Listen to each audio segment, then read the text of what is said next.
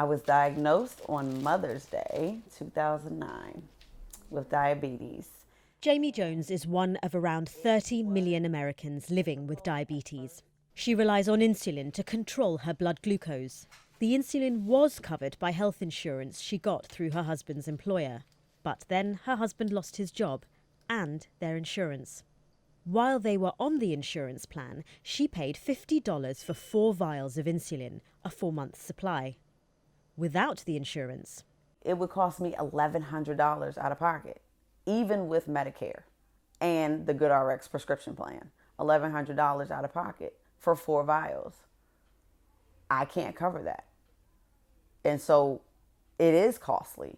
It's stressful. So Jamie called her uncle, who's also diabetic, for help.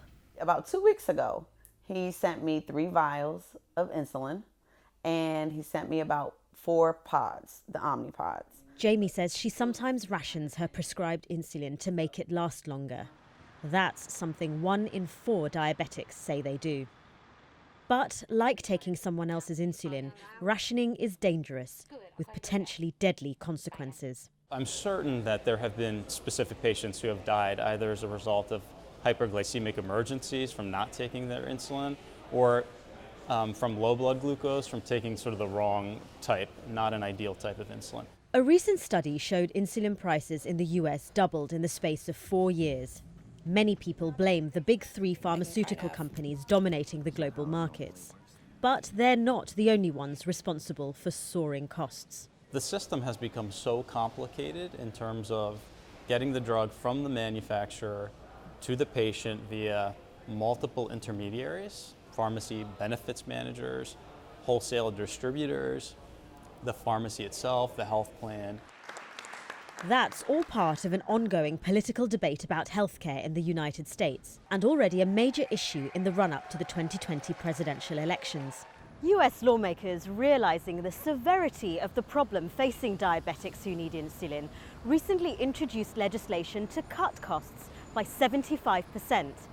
And in May, Colorado became the first state to implement an insulin price cap. Activists hope other states will follow suit. For Jamie Jones, change cannot come fast enough. They usually say, no one really recognizes you or remembers you until you're gone. Well, this is the same situation. Why do we have to wait until so many people have been affected negatively by this? In the meantime, Jamie and other insulin-dependent diabetics in the United States will continue to look for the insulin they need wherever they can. Jagruti Dave, CNA, Washington, D.C.